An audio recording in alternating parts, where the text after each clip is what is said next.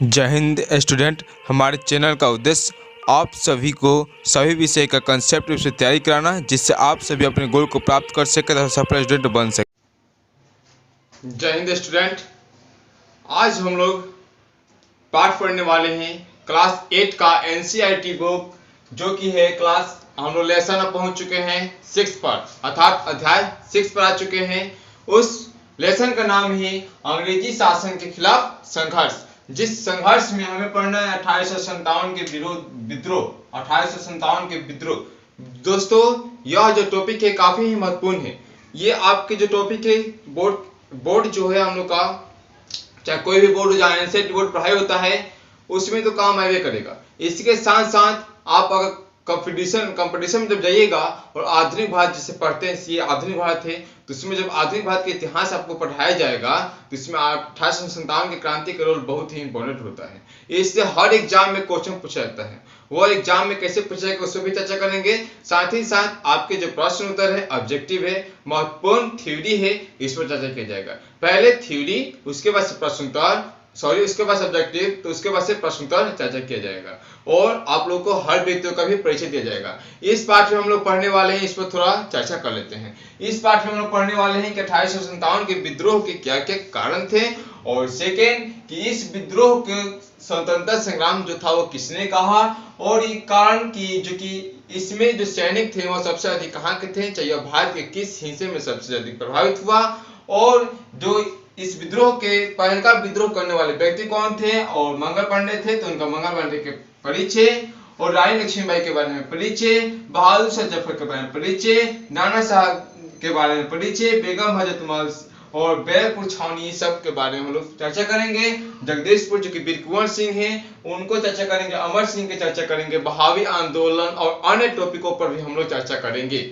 ठीक है दोस्तों, तो पहले हम लोग जानते हैं जो कि पिछले अध्याय में पढ़ चुके हैं, जो कि शिल्प एवं उद्योग, चैप्टर का ही नाम था शिल्प एवं उद्योग, जिसमें अंग्रेज क्या कर रहे थे कि भारतीय उद्योग और अंग्रेजी के उद्योग में कंपटीशन हो रहा था, क्योंकि भारतीय लोग काफी ही परिश्रमी होते हैं, मेहनती होते हैं, जो कि आप लोग अच्छी तरह से जानते हैं। तो मेहनती और परिश्रमी थे भारतीय लोग। वो क्या करते थे, जो कि अपने हाथों से जो बनाते थे, जैसे आपने पढ़ा था मसलिन, जमींदानी, बुनाई, ये सब के बारे में हम लोग विस्तार चर्चा कर लिए हैं। जो बनाते थे, जो कि 20 गंज लंबा और 1 गंज चौड़ा होता था, अंगूठी में भी घुस जाता था, लेकिन 6 महीने लगता था, समय लगता था, लेकिन वो अच्छा बनाते थे, जिसके कारण भारतीय लोगों को बना हुआ यूरोप में मांग अधिक थी। यूरोप में मांग अधिक थी और वहां की जो मांग, वो जो बनाते थे उनकी मांग कम थी। उनको जो भारतीय उद्योग था उसको बंद करने के लिए उन्होंने मुक्त व्यापार की नीति, कैलिको अधिनियम, अन्य कितने प्रकार के अधिनियम बनाए, नियम बनाए। तो उसके बारे में हम लोग जाना था। जैसे नहीं होता है कि कर वसूलने के लिए कितना प्रकार कर लगाए थे, अस्थायी बंदोबस्त, ये सब महलवारी व्यवस्था, एतवारी व्यवस्था, ये सब व्यवस्थाएं जो कर थी वो लगाए थे। इस पाठ में हम लोग चर्चा करने वाले हैं कि आखिर में विद्रोह कैसे कैसे हुआ। तो हम लोग अच्छी तरह से जानते हैं कि अंग्रेजी सरकार के काम से भारतीय जो समाज था, शायद ही कोई ऐसा था जो कि लाभ ही सोच रहा था, लेकिन सब कोई हानि अब सोचने लगे थे कि इस सरकार से हमें कोई फायदा होने वाला नहीं था, क्योंकि इसमें कोई जीवन में बदलाव आने वाला नहीं था। क्योंकि जमींदार जो थे, नवाब जो थे, राजा थे, किसान थे, व्यापारी थे, शिल्पकार थे, बुनकर थे, धनवान थे, ये सभी क्या थे, इनके जो जीवन थे अस्थिर हो गए थे। जो उद्योग चला रहे थे ये क्या किए थे, आप लोग जानते थे कि मुक्त व्यापार नीति के तहत ये क्या किए थे कि इनके जो सामान था उस पर कर लगा देते थे, वो अपने पर नहीं लगाते थे, निर्यात कर नहीं लगाते थे, आयात कर लगा देते थे, जिसके कारण इनके जो सामान था वो बिक्री कम हो गई, जिसका इनके उद्योग छूट गया और औद्योगिकरण की स्थिति आ गई। और इस तरह कई राजाओं के राज छीने गए, जमींदारों तथा नवाबों की क्या हुई, जमींदारी छीनी गई, और औद्योगिकरण की जो स्थिति बनी थी उससे क्या हुआ था कि जो बुनकर थे, शिल्पकार थे, उनके तो उद्योग चले गए थे, और किसानों की थी हालत जो थी वो काफी ही खराब हो चुकी थी, काफी खराब हो चुकी थी। तो आपके दिमाग में आ रहा होगा कि जो 1857 के क्रांति का विद्रोह है, इसमें भारतीय सैनिक ने क्या किया था, विद्रोह किया था। ठीक है, तो आपके दिमाग में आ रहा होगा कि जो विद्रोह थे वो कौन थे, भारतीय सैनिक थे। तो वो जो भारतीय सैनिक थे वो अच्छी तरह से जान रहे थे कि अंग्रेज क्या कर रहा है, भारत का शोषण कर रहा है, दोहन कर रहा है, तो क्यों उनके सेना में शामिल थे, ये दिमाग में आ रहे थे, पहले का पॉइंट। और सेकेंड पॉइंट कि इन्होंने क्यों विद्रोह कर लिया, क्यों, जब उसी सेना में रह रहे क्यों विद्रोह किया? तो देखिए, किसी भी देश को सुचारू रूप से चलाने के लिए एक तो संविधान की जरूरत पड़ती है, आप अच्छी तरह से जानते हैं, और सेकेंड जरूरत पड़ती है कि किसी विधि को हमेशा बनाए रखने के लिए, जानते हैं, क्योंकि उसका दो पक्ष होता है, एक मानने वाला, एक न मानने वाला। तो जब ऐसी स्थिति बनेगी तो उसके लिए सैनिक रखा जाता है, किसी भी देश में सैनिक रखा जाता है। जब वही सैनिक अपने सरकार से असंतुष्ट हो जाए, मतलब कोई नियम विधि लाया जाए, नियम लाया जाए, उस नियम से वो असंतुष्ट हो जाते हैं और सरकार के खिलाफ ही क्या करने लगते हैं, अपना विद्रोह करने लगते हैं। तो इस स्थिति में क्या होगी, देश की हालत पूरा खराब हो जाएगी, चारों तरफ खून खराब होने लगेगा, लड़ाई होने लगेगा। इस स्थिति में अगर सरकार अपना हिंसात्मक व्यवहार अपनाता है तो और हिंसात्मक होते चला जाएगा। तो वैसा तो भारत में होगा नहीं, ठीक है, क्योंकि भारत एक क्या है, गणतांत्रिक राज्य है, लोकतांत्रिक राज्य है, सुव्यवस्थित रूप से चलने वाला एक राज्य है। तो जो कि अंग्रेज थे वो बाहरी से थे, एक ऐसा ही भारत जो इसमें के जो सैनिक काम कर रहे थे उनके दिमाग में सेट था, क्या थे, एक बाहरी थे। और क्या क्या कारण थे इस पर हम लोग चर्चा करने वाले हैं। तो देखिए, फर्स्ट कारण जो था वह था अंग्रेजों के जो थे, अंग्रेज क्या चाह रहे थे कि भारत में एक मजबूत शस्त्रीकरण जिसे बोल सकते हैं, मजबूत सैन्य शक्ति को बढ़ावा देने के लिए उन्होंने क्या किया था, इनफील्ड राइफल, कौन rifle, Enfield rifle, Enfield rifle, जिसमें हम बोल सकते हैं इंग्लिश में गोली, और वहां पे बोला जाता था कारतूस। क्या बोला जाता था, कारतूस। जो इसमें जो गोली चलाई जाती थी वह होता था कारतूस। और जानते हैं उस कारतूस पर एक मोटे कागज जो होता था, गोली के ऊपर ढका होता था, मोटे कागज। अब कहेगा कागज ढका होता था, विद्रोह कैसे हुआ? तो कागज ऊपर सुअर, गाय इत्यादि अन्य जंतुओं के जो थे उस पर ग्रीस लगाए होते थे, या बोल सकते थे कि इन्हीं जंतुओं से क्या होता था, वह बना होता था। तो जो भारतीय, जो अंग्रेजों में जो सेना थे वह तो हिंदू भी थे, मुस्लिम भी थे, अन्य धर्म के लोग भी थे। तो उन्होंने देखा कि हिंदू धर्म के लिए क्या है, गाय एक पवित्र, गाय क्या है, पवित्र है, जबकि मुसलमानों के लिए सूअर क्या है, वर्जित है, यानी अपवित्र है। तो उन्होंने देखा कि ये हमारे लिए क्या है, धर्म भ्रष्ट है, यह हमारे लिए क्या हो सकता है, इससे धर्म भ्रष्ट हो सकता है। उनके दिमाग में चल रहा था कि अंग्रेज का ऐसा सोच है कि यह हमारे क्या कर सके, धर्म भ्रष्ट कर दे, क्योंकि अंग्रेजों ने ही शुरू में ही चला दिया था ईसाई मिशनरियों द्वारा धर्म चक्र परिवर्तन चला दिया था, जो कि हमने पिछले अध्याय में अच्छी तरह से चर्चा कर चुके हैं, ठीक है। तो इनके दिमाग में था एक, बोल सकते हैं कि नहीं होता शक कि था कि ये हमारे धर्म को भ्रष्ट नहीं करना चाहते हैं, लेकिन अंग्रेज क्या करना चाहते थे, वो तो सोच रहे थे कि अब हमें एक शक्तिशाली और सेना स्थापना करना है। और देखिए, जब ये सब करना था, एक फर्स्ट कारण यही था, राइफल, जिसके ऊपर क्या बना होता था, सुअर, गाय का चर्बी का प्रयोग हो रहा था। इसके जो इनफील्ड राइफल जो कारतूस इसमें भर जाते थे, उसका फर्स्ट कारण लिख सकते हैं। सेकंड कारण वह था कि देखिए, भारतीय जो सेना थे, आप वो कितना भी काहे न योग्य हो, कितना भी काहे न आप जैसे योग्य हैं, ठीक है, आपको अपने अच्छे जितना मेहनत किए हैं उसके अनुसार आपको फल ना मिले तो आपको तुरंत प्रेशर में आते हैं, या थोड़ा सा टेंशन जरूर आता है, अरे मैंने तो इतना मेहनत किया था, मेरे परिणाम के अनुसार मुझे फल नहीं मिले, मेरे कर्मों के अनुसार मुझे फल नहीं मिले। होता है ना कि जितना मान लीजिए आप खेती में कितना मेहनत किए हैं उसके अनुसार आपको फल नहीं मिला तो आप असंतुष्ट होते हैं। वैसा ही अगर कोई भारतीय योग्य होता है ऊंचे पद पर भी स्थापित होने के लिए, कैप्टन कर्नल बनने के लिए, तो उसे भी स्थापित नहीं किया जाता था। और जानते हैं जो पैदल जो सेना थे, पैदल जो सैनिक थे, उन्हें मात्र दी जाती थी 7 रुपये की वेतन दी जाती थी, और जो घोड़सवारी जो करते थे उन्हें मात्र दी जाती थी 27 रुपये। यानी पैदल चलने वाले को 7 रुपये और घोड़सवारी करने वाले को 27 रुपया दी जाती थी। और अब वह कितना भी योग्य व्यक्ति हो, उनको हवलदार या सूबेदार पद से ऊंचा पद नहीं दिया जाता था। उस समय जो यह पद था यह काफी छोटा पद था, हवलदार एवं सूबेदार। आप कितना भी योग्य हो ये उसको नहीं दिया जाता था। और एक अंग्रेज जो कि कैसा भी हो, ठीक है, उसमें उतनी योग्यता नहीं है कि ऊंचे पद पर भी जाए, तो उनको ऊंचा पद पर दिया जा रहा था। तो इससे क्या हो रहे थे, भारतीय सैनिक जो थे वह काफी ही असंतुष्ट थे। वो सोच रहे थे कि मुझे काहे नहीं दिया जाएगा पद। जैसे आपका नौकरी लग रहा है फौज में, ठीक है, आप योग्य हैं आप अपने पद के लिए जाने के लिए, आपको नहीं दिया जाएगा वो पद, आप जरूर विरोध करेंगे। तो सेकंड कारण हो चुका। फर्स्ट कारण, इन फील्ड राइफल में जो कारतूस भरे होते थे वह गाय एवं सूअर के चर्बी का बना होता था। सेकंड कारण बता सकते हैं कि उनको जो वेतन दी जाती थी काफी ही कम दी जाती थी, और जो उनका पद था वो काफी ऊंचा नहीं दी जाती थी, यानी लो पद पर रखा जाता था। और थर्ड कारण बता सकते हैं हम लोग इसका, चाहे फोर्थ कारण बता सकते हैं कि वह जो थे समुद्र, देखिए भारतीय जो थे, भारतीय उस समय समुद्र पार कर दूसरे देशों में जाना पाप समझते थे। और देखिए 1856 ईस्वी में एक कानून आया था। कब? 1856। 1857 के क्रांति के पहले एक 1856 ईस्वी में, इस समय भारत में जो शासन कर रहे थे लॉर्ड डलहौजी शासन यहाँ पे गवर्नर थे, ठीक है, लॉर्ड डलहौजी, ठीक है। तो बोल सकते हैं जो लॉर्ड डलहौजी थे उनके शासनकाल में यहाँ पे एक कानून आया था। उस कानून में था कि भारतीय जो सैनिक हैं अब वो दूसरे देशों में जाकर भी क्या करेंगे? लड़ाई करेंगे, ठीक है।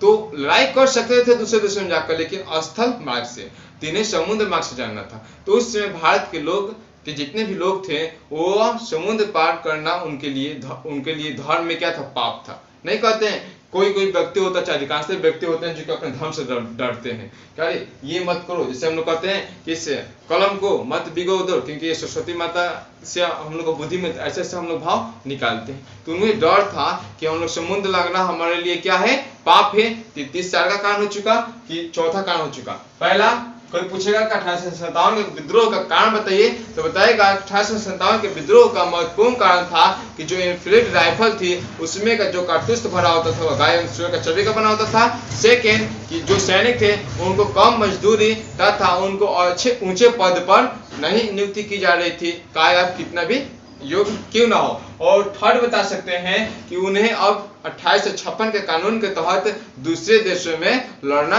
जाना पड़ रहा था, जिससे कारण वो इसका विरोध कर रहे थे। और चौथा कारण बता सकते हैं कि देखिए, चौथा कारण समझने के पहले, जैसे भारत में चल रहा है किसान आंदोलन, ठीक है, इस आंदोलन के चलते ऐसा नहीं होना चाहिए, मतलब ऐसा नहीं होना चाहिए, लेकिन इस आंदोलन के चलते कितने जो सैनिक हैं वो भी अपना आवाज उठा रहे हैं, ठीक है। क्योंकि जो सैनिक है, जो इसमें सैनिक हैं वह जो थे किसी न किसी किसान के ही बेटे होंगे, या किसी किसान के रिश्तेदार होंगे, या किसान के बोल सकते हैं किसी रिलेशन में के होंगे। तो वो जब किसानों पर अंग्रेज अत्याचार ढा रहा था, विरोध कर रहा था, किसानों को दबा रहा था, तब ये प्रभावित होबे करेंगे, क्योंकि उनका क्या हो रहा है? घर प्रभावित हो रहा है, परिवार प्रभावित हो रहा है। तो इनका जब प्रभावित होगा तो ये भी सोच रहे थे कि उन पर जुर्म ढाया जा रहा है, इसका भी इन्होंने बदला लेना अब चाह रहा था। तो 5 कारण आप लोग अच्छी तरह से बता सकते हैं। अब हम लोग चर्चा करेंगे कि जब हम बताए थे कि ये जब अंग्रेज को जान रहे थे कि ये भारत का दोहन करते हैं, शोषण करते हैं, तो इन्होंने सैनिक में ज्वाइन क्यों की भारतीय लोग? तो देखिए, जानिए कि जब अंग्रेज के पहले मुगल वंश थे, जैसे सोने की चिड़िया कहा जा रहा था, उस समय भारत को सोने की चिड़िया कहा जा रहा था, या कोई राजा थे जैसे मुर्शिद कुली खान, इस सब के बारे में पढ़े। इन सब में भी जो अपने राज्य को अधिकार बनाए रखने के लिए कि बाहरी से आक्रमण ना हो तो किला बंदी कराते थे, तो इसमें सैनिक रखते थे। तो जो सैनिक थे वो क्या करते थे? उनका काम ही था लड़ना, क्योंकि वो नहीं लड़ेंगे, उसके लड़ने ही के कारण उनको क्या दी जाती थी? वेतन दी जाती थी, उनको दी जाती थी वेतन, बोल सकते हैं उसको सुरक्षा के लिए उनको दी जाती थी। जैसे आज भी सैनिकों को लिए क्या किया जाता है? सुरक्षा के लिए ही सरकार उन्हें वेतन देती है, वैसा ही था। तो जब अंग्रेजों ने नवाबों को, राजाओं को अपने वश में कर लिया, तो सैनिक बेचारे कहाँ जाएंगे? अपने जीवन यापन कहाँ से करेंगे? अपना और अपना परिवार कैसे चलाएंगे? ऐसी स्थिति आ चुकी थी। तो वो बेचारे विवश होकर अब इन लोगों को, जो सैनिक था, इनमें वो भर्ती होना शुरू हो गए, ठीक है। ताकि ये भी लालच दे रहे थे कि हम तुमको अच्छा वेतन देंगे, उस राजा से क्या करेंगे? अच्छा वेतन देंगे। तब तो बेचारे जो वेतन चाहिए था, घर चलाना था, अपना परिवार को चलाना था, तो ये क्या हुआ? इसमें भर्ती हो गए। आपके डाउट क्लियर हो गए होंगे कि काय भर्ती हो गए? तो अपना और अपने परिवार को चलाने के लिए, बिजनेस करने के लिए, क्योंकि उद्योग जो था ये तो अंग्रेज चाह रहे थे कि बंद हो जाए, और बंद हो भी गया था। आप लोगों ने अच्छी तरीके से देखा। तो हमने जाना कि विद्रोह का कारण, और विद्रोह में भारतीय जो थे वो सेना में कैसे कैसे शामिल हुए, इस सबको जाना। अब देखिए 1857 के क्रांति को पहला स्वतंत्रता संग्राम कहा गया, क्योंकि यह जो क्रांति थी भारत के एक हिस्से में पूरी संपूर्ण क्रांति ला दी थी। चारों तरफ लोग मारे जाने लगे थे, चारों तरफ सिर्फ खून ही खून हो रहा था। इस पर चर्चा करेंगे, देखेंगे कि लोग कैसे छुप छुप कर, जानते हैं, इस क्रांति से बचने के लिए, क्योंकि अंग्रेज जो थे वो 5 साल से ऊपर और 80 साल से नीचे जितने भी पुरुष को देखते थे उन्हें गोली मार देते थे। जितने भी गोरे व्यक्ति थे, अगर 5 साल से ऊपर और 80 साल से नीचे जो भी व्यक्ति है उसे गोली मारने का आदेश देते थे और मारो। जितने भी यूरोपीय देश जो लाए थे, बोल सकते हैं कि यूरोप कंट्री से वो अपना सैनिक लाए थे, उनको आदेश देते थे कि मारो। उनके घरों में जितनी भी सोने चांदी आभूषण है उन्हें लूटो, और जो स्वेच्छा अनुसार, जो अपनी मर्जी के अनुसार दे रहा है उन्हें छोड़ो। बोली कितना न्याय था। यह भारत के उत्तरी भारत में यह लड़ाई चल रहा था, जिससे आप लोग भारत का मानचित्र हम कितना बार बनाना सिखा चुके हैं। जो ये उत्तरी भारत होता है, इसमें यह उत्तरी भारत, और बोल सकते हैं उत्तरी पूर्वी भारत में यह लड़ाई काफी चल रहा था। भारत के बोल सकते हैं एक हिस्सा में यह लड़ाई काफी तेज चल रहा था, जिसमें से लोग बचने के लिए भी चर्चा करेंगे कि लोग बचने के लिए अपने दाढ़ी मूछ ये सब क्या करने लगे, छिलवाने लगे, और बोल सकते हैं कि स्त्री का रूप धारण करने लगे ताकि हम बच सकें, जीवित रह सके।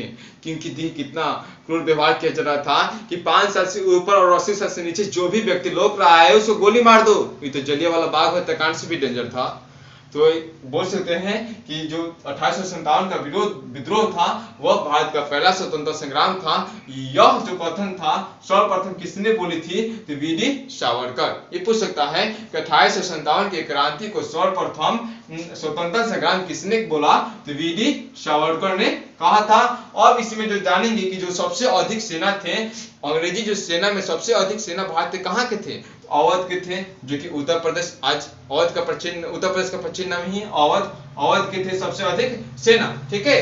अब जानेंगे विद्रोह का शुरुआत कि किस तरह से हुआ विद्रोह का शुरुआत, इस सब पर हम लोग चर्चा करने वाले हैं। तो देखिए विद्रोह का शुरुआत जान गए, और विद्रोह में कौन कौन से लोग भूमिका निभाए इस पर हम लोग चर्चा कर लेते हैं। इसके पहले हम लोग एक बात जानेंगे कि इस, अब पूछेगा आप लोग के कि 1857 की क्रांति के समय अंग्रेज का गवर्नर कौन था, तो बताइएगा लॉर्ड कैनिंग। कौन था, लॉर्ड कैनिंग। लॉर्ड कैनिंग था, लॉर्ड कैनिंग लिख लीजिए। 1857 क्रांति के समय भारत का गवर्नर उस समय इंग्लैंड का कौन था, जो सैनिक था वो था लॉर्ड कैनिंग, वायसराय बोल सकते हैं। ठीक है। यह जो था, लेकिन एक अच्छा काम किया है लॉर्ड कैनिंग। ठीक है, एक अच्छा काम किया, वह है विधवा पुनः विवाह। विधवा पुनः विवाह जो अधिनियम था 1856 ईस्वी में लागू हुआ है। कब लागू हुआ है, विधवा पुनः विवाह। देखिए यहाँ पे लिखा जा रहा है विधवा पुनः विवाह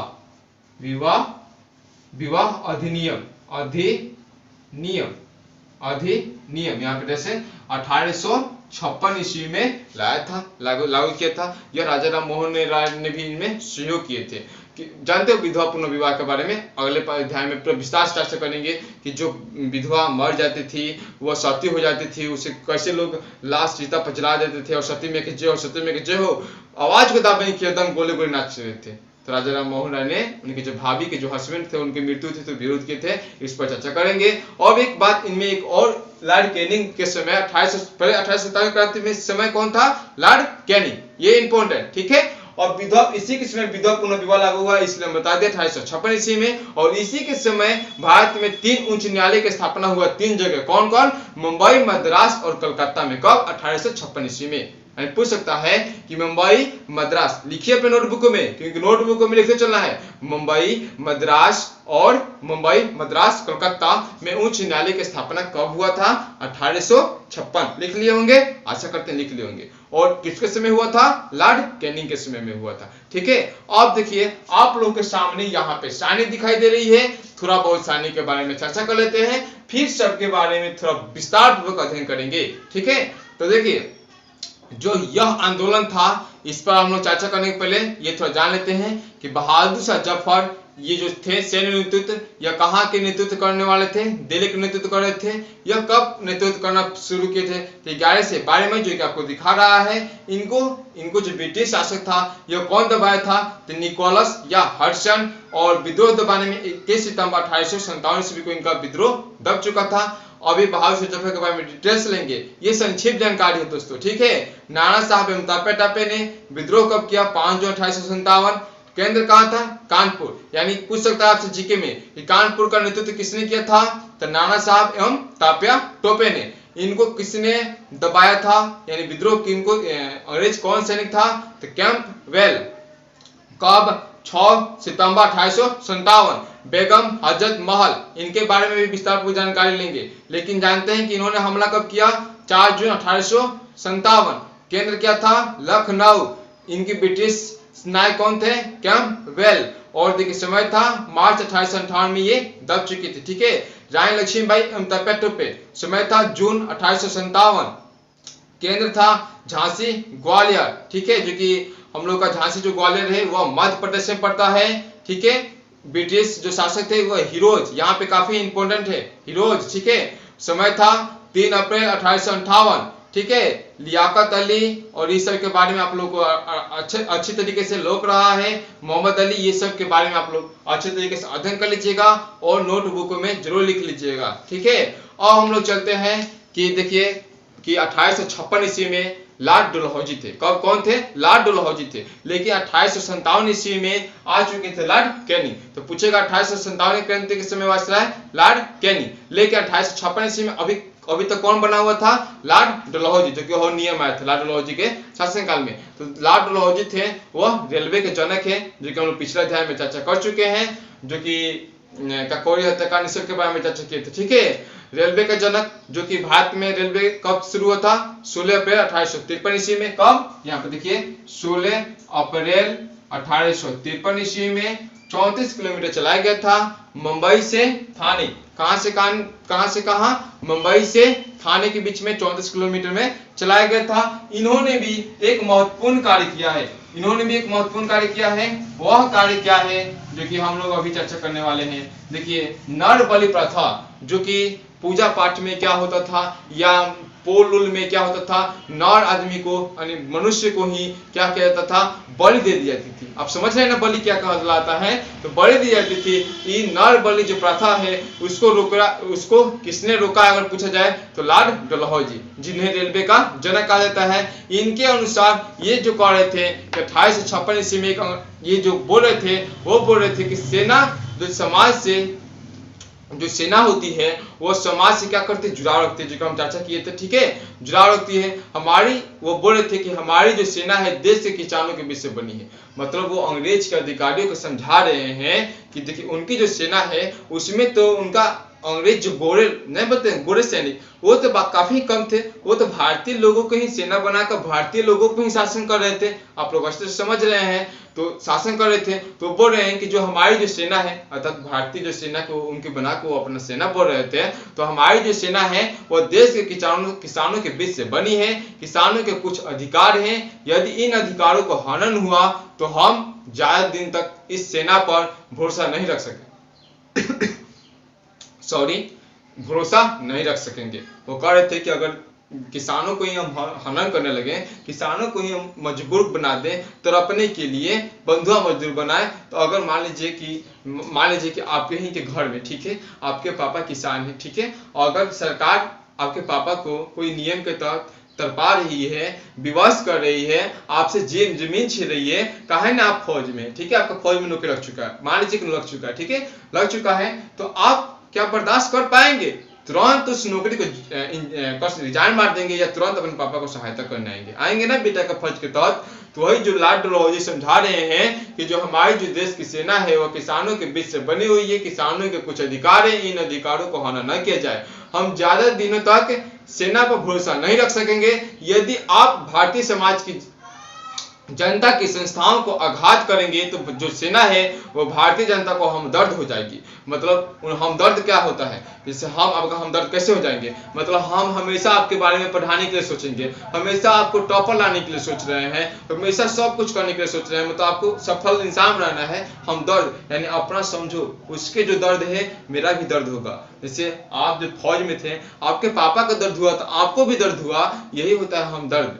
यानी आपस में जो एक आपको दर्द हुआ तो मेरे को भी दर्द हुआ, इसे बोलते हैं हमदर्द हो जाएगा। और क्योंकि वह इसी के बीच से बनी है, किसी व्यक्ति के लगातार हनन कीजिएगा, इसका मतलब है कि किसी न किसी सैनिक का अधिकार का हनन हो जाएगा।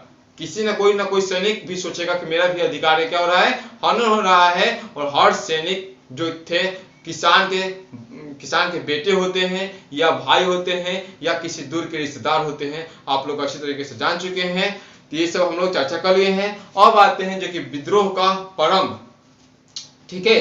तो विद्रोह का प्रारंभ अब कैसे कैसे हुआ, इस पर हम लोग चर्चा करने वाले हैं। लॉर्ड डलहौजी की जो किताब है उस पर थोड़ा हम लोग फोकस किए थे, उन्होंने अपने बुक में, उन्होंने अपने कथन में लिखा था, इसलिए हम उसको आप लोग के सामने चर्चा किए। अब विद्रोह का प्रारंभ देखिए, तो 29 मार्च 1857 ईस्वी को एक, आप लोग जान रहे हैं कि इनफील्ड राइफल में जो कारतूस होती थी उसको मंगल पांडे ने लेने से मना कर दिया था। मंगल पांडे जी तो थे सैनिक, उन्होंने मना कर दिया था। वो 22 साल की उम्र में ही ईस्ट इंडिया कंपनी में क्या किए थे, सेना ज्वाइन कर लिए थे। अभी उनके बारे में थोड़ा चर्चा करेंगे। उन्होंने 1849 ईस्वी में क्या किया था, आर्मी ज्वाइन कर लिया था। आर्मी जो जवान था उन्होंने ज्वाइन कर लिया था, ठीक है।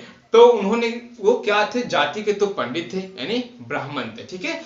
तो उनको जब 29 मार्च बोल सकते हैं 1857 ईस्वी को, कब, 29 मार्च मार्च 1857 ईस्वी को, 29 मार्च 1857 ईस्वी को क्या हुआ था कि परेड समारोह चल रहा था, ठीक है, बैरकपुर छावनी में। तो जब 1857 ईस्वी को परेड समारोह चल रहा था, तो इन्होंने अपने सैनिकों को उसमें बता रहे थे कि हम लोग का धर्म भ्रष्ट हो रहा है, धर्म का नष्ट हो रहा है। तो उस समय तो मुसलमान और हिंदू दोनों एकता में थे, सही में समझ ही रहे थे बात को। तो वो एक जो सैनिक है वो आए और देखिए बताते हैं। पहले मंगल पांडे जी के बारे में जान लेते हैं कि मंगल पांडे जी का जन्म कहाँ हुआ है, इस सब के बारे में जान लेते हैं, ठीक है। तो उनके विद्रोह जानते हैं कि कौन कौन थे। तो पहले यहाँ पे जान लेते हैं। देखिए, उन्होंने आर्मी ज्वाइन कब की थी, 1849 ईस्वी में। 1849 ईस्वी में बंगाल आर्मी ज्वाइन किए थे, ठीक है। क्योंकि बैरकपुर छावनी कहाँ है, आपसे पूछा जाए तो बताइएगा, बंगाल में है। बैरकपुर छावनी कहाँ है, बंगाल में है। तो बंगाल में 1849 ईस्वी में बंगाल में आर्मी ज्वाइन कर ली थी और 29 मार्च 1857 को विद्रोह किए थे। तो जब क्यों विद्रोह हुआ था, क्योंकि वो परेड समारोह में अपने सैनिकों को समझा रहे थे क्योंकि ये हमारा धर्म का नष्ट हो रहा है, हम लोग धर्म का रक्षा करेंगे। तो उन्होंने विद्रोह कैसे करना सोचा, तो सोचा कि जो परेड में जो आसपास के जो अंग्रेजी गोरे सैनिक है, इन्हीं ने क्यों न मारा जाए। तो देखिए, एक लेफ्टिनेंट बौद्ध था, लेफ्टिनेंट बौद्ध, ठीक है, लेफ्टिनेंट बौद्ध, नोटबुक में लिख लीजिए, लेफ्टिनेंट बौद्ध। डेट 29 मार्च 1857, परेड समारोह हो रहा था, वो घोड़ा से आ रहा था। तो इन्होंने अपने राइफल लिया, इनफ्लेटेड राइफल ही लिया और उन पर गोली मारी, ठीक है, उन पर गोली मारी। जब उन्होंने गोली मारी तो वो निशाना चूक गए, 22 जन से निशाना चूक गए। वह गोली जो लेफ्टिनेंट बौद्ध था उनको न लगकर घोड़े के पैर में लग गई, वह बेचारा गिर गया। फिर उधर से उन्होंने गोली मारी, फिर वह भी चूक गया और ये नहीं, उनको क्षति नहीं हुआ। जो फिर एक इसमें का बोल सकते हैं, एक और लेफ्टिनेंट था, उन्होंने आदेश दिया भारतीय शासक, भारतीय जो सैनिक है इन्हें गिरफ्तार किया जाए। उन्होंने इनकार कर दिया क्योंकि साक्षात ब्राह्मण थे, उन्हें इनकार कर दिया कि हम इन्हें गिरफ्तार नहीं कर सकते हैं। और फिर बोल सकते हैं कि तलवार से हमला हुआ, फिर इन्होंने बौद्ध को भी घायल किया था, ठीक है। और जो कि भारतीय सैनिक थे, एक भारतीय सैनिक था, उन्होंने भी इन पर हमला किया। ऐसे ऐसे कर इनको पूरी तरह से घायल कर दिया गया था। अब दिन, सुबह से हमला हुआ था, परेड कब होता है, सुबह होता है, और दिन आ गया था। अब ये पूरी तरह से क्या हो चुके थे, थक चुके थे। क्या हो चुके थे, थक चुके थे। तब इन्होंने सोचा कि अब हम अंग्रेजों का मुकाबला नहीं कर सकते हैं, तो उन्होंने अपने ही इनफील्ड राइफल से, क्योंकि देखिए सेकंड बार आप लोग सोच रहे होंगे कि जब एक बार गोली मारी तो क्यों नहीं दोबारा गोली मारी उस लेफ्टिनेंट बौद्ध को। दिमाग में आ रहा है ना बात, लेफ्टिनेंट बौद्ध को क्यों नहीं दोबारा गोली मारी। देखिए, इनफायर राइफल पहले तो दांत से उस चर्बी को तोड़िए, फिर पेट कीजिए, लेट लगा तो वो एक गोली मारा था, ठीक है। जिससे कारण मिस हो गए थे, फिर बंदूक की तरफ चला गया था, तलवारबाजी भी किए थे, ठीक है। तो उन्होंने फिर एक गोली तोड़ी और अपने आप को ही छाती में गोली मार दिया था, ठीक है। और ये क्या करने लगे, आर्मी मेडिकल स्टाफ में इन्हें भर्ती कराया गया, क्योंकि अंग्रेज एक कूटनीति नीति वाला है और सिर्फ फांसी देता है ताकि लोग उससे डर के मारे इनका विरोध ना करे। पहले भी 1857 की क्रांति में पहले विरोध हो रहा था, आप लोग अच्छे से जान रहे थे, लेकिन छोटे छोटे दलों में, कभी एक बार हुआ, कभी एक बार हुआ, इधर और उधर हो रहा था। लेकिन 1857 की क्रांति में एकजुटता हुई, इसके महत्व पर भी चर्चा करेंगे। ठीक है, तो क्या हुआ कि इन्होंने आर्मी स्टाफ मेडिकल में गए, फिर इन्हें इलाज किया गया, अंततः इनको फांसी दे दी गई। वह फांसी जो थी, डेथ मुकदमा चलाया गया और पूछा गया कि बताओ तुमको उकसाने में किसने मदद किया, क्योंकि अंग्रेज चाहते थे कि हम इनके साथ साथ किसी और अन्य सैनिकों को भी मारे, फांसी दें। इन्होंने किसी का भी नाम नहीं लिया, ऐसा होना चाहिए, कर्तव्यनिष्ठ, किसी का नाम न लो।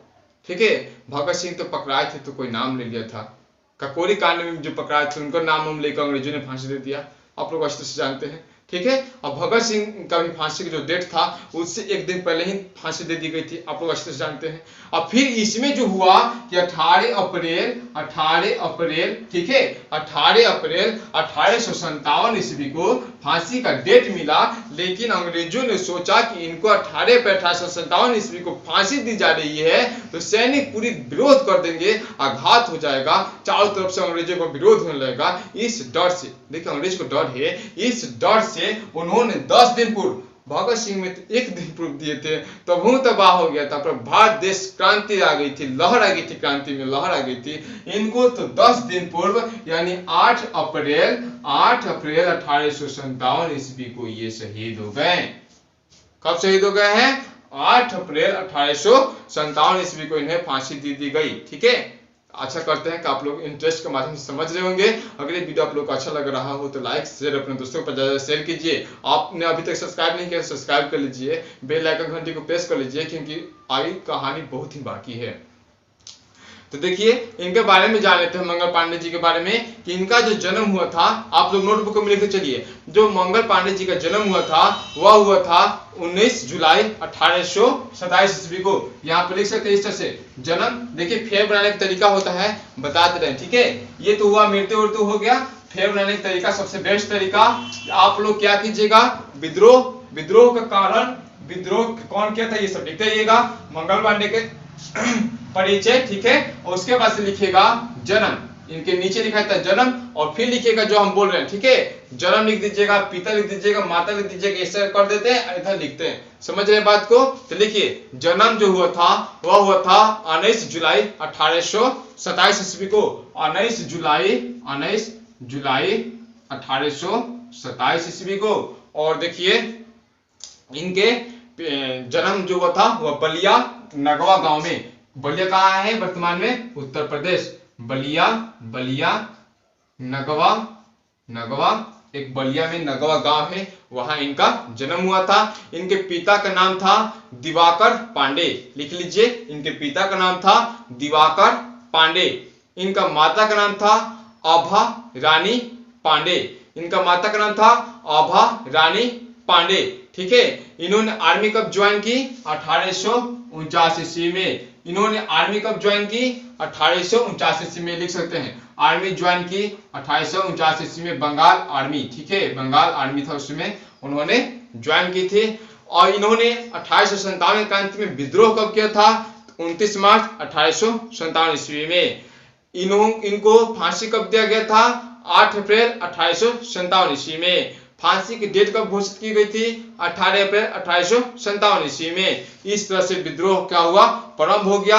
अब उन्हें गिरफ्तार कर फांसी पर लटका दिया गया। इसके बाद जो मेरठ के थे, मेरठ कहाँ है? उत्तर प्रदेश में है। ठीक है,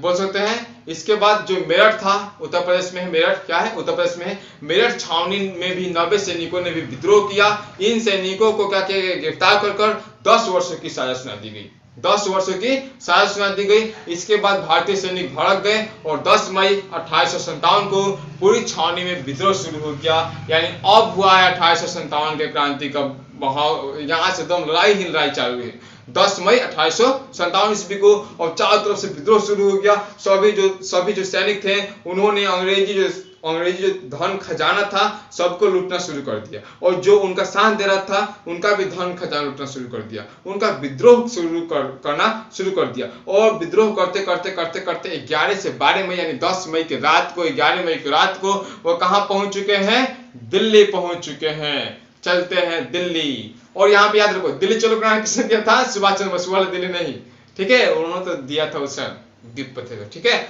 तो दिल्ली अब चल दिए लूटपाट मचाते हुए, जो सरकारी जो खजाना था प्रशासनिक केंद्रों पर ध्वंस करते हुए अब चल दिए, ठीक है। इस विद्रोही सिपाही ने मुगल साम्राज्य को अपना नेता घोषित कर लिया।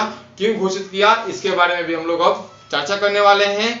और देखिए क्या हुआ कि देखिए मुगल बादशाह जो थे वो बेफिक्र होकर अपना काम कर रहे थे और वह अपना जो नेता थे वो पद को भी स्वीकार लिए। अब सब धीरे धीरे चर्चा करेंगे कि जो बाजीराव द्वितीय है, जो कि हम लोग वर्ग 7 में पढ़ चुके हैं, इन पर अब हम लोग चर्चा करने वाले हैं। उसके पहले देखिए इस क्रांति में हमने जाना था कि मंगल पांडे के अलावा अन्य लोगों ने भी साथ दिया, जैसे बहादुर शाह जफर, बेगम हजरत महल, नाना साहब, झांसी की रानी और वीर कुंवर सिंह, इन सभी लोगों ने साथ दिया। अब आप लोग नेक्स्ट लिखिए, जो कि रानी लक्ष्मीबाई के बारे में लिखना है। किनके बारे में? रानी लक्ष्मीबाई के बारे में लिखना है, रानी लक्ष्मीबाई, ठीक है। जीवन का परिचय आप लोग लिखिए, इनका जन्म इस तरह से, फिर रानी लक्ष्मीबाई लिख देना है, जन्म, पिता का नाम, माता का नाम, वास्तविक नाम के बाद से आप लोग उपनाम, परवेश, कौन पर किसके द्वारा प्रवेश हुआ है, ये सब बातों पर चर्चा करने वाले हैं, ठीक है। वही झांसी की रानी जिसे हम लोग बोलते हैं खूब लड़ी मर्दानी वो तो झांसी वाली रानी थी, खूब लड़ी मर्दानी वो तो झांसी वाली रानी थी। तो उनका जन्म आप लोग लिखिएगा 19 नवंबर 1828 ईस्वी, 19 नवंबर 1828 ईस्वी उनका जन्म हो गया। और उनका जन्म स्थान आप लोग नोटबुक में लिखते चलिए, उनका जन्म स्थान बनारसी, क्योंकि इसके बाद हम लोग बहुत इंपॉर्टेंट चर्चा करने वाले हैं दोस्तों। वैसे चर्चा कि अंग्रेजों ने विद्रोह दबाने के लिए क्या किया। जब ये सैनिक खजाने से लूट रहे हैं तो खुद वो खजाना लूटने के लिए भारत में आए हैं, तो कैसे इन लोगों से प्राप्त किए, आप लोग जानिएगा ना कहानी तो चौंक जाइएगा, ठीक है। देखिए जन्म स्थान बनारसी, यहाँ पे लिखिए जन्म स्थान बनारसी, ठीक है। माता का नाम भागीरथी, पिता है मोरोपंत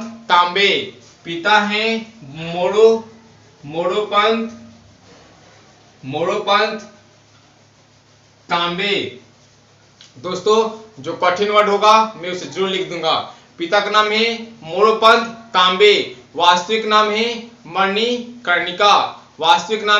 मणिकर्णिका, लिख देते हैं। देखिए इस तरह से मणिकर्णिका,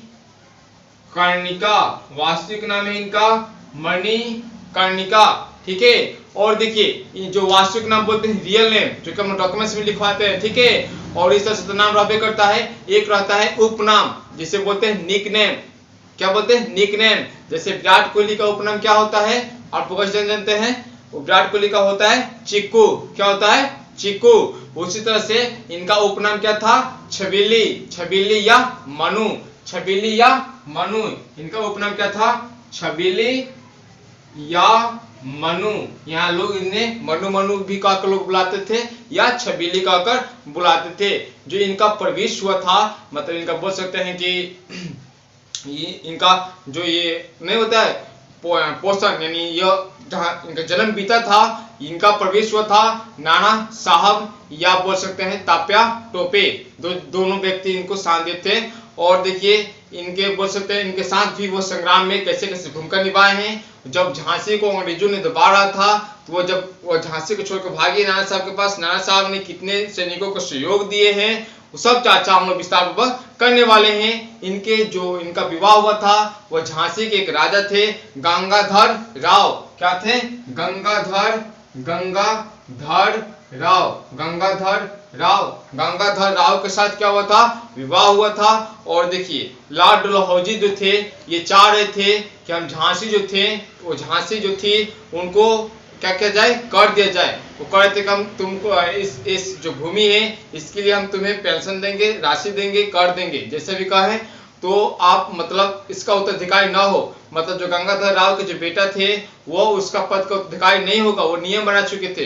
तो झांसी की रानी खुद उस उत्तराधिकारी हुई है, खुद पद को संभाले हुई है। वो जीते जी अंग्रेजों को झांसी के लिए उसका गुलाम नहीं बनाई है, उसको अपने कब्जे से नहीं दी है। ठीक है, आप लोग अच्छे से जानते हैं, क्योंकि यह एक लेखा से सही में मर्दानी थी, क्योंकि सही में बोलते हैं खूब लड़ी मर्दानी वो तो झांसी वाली रानी थी।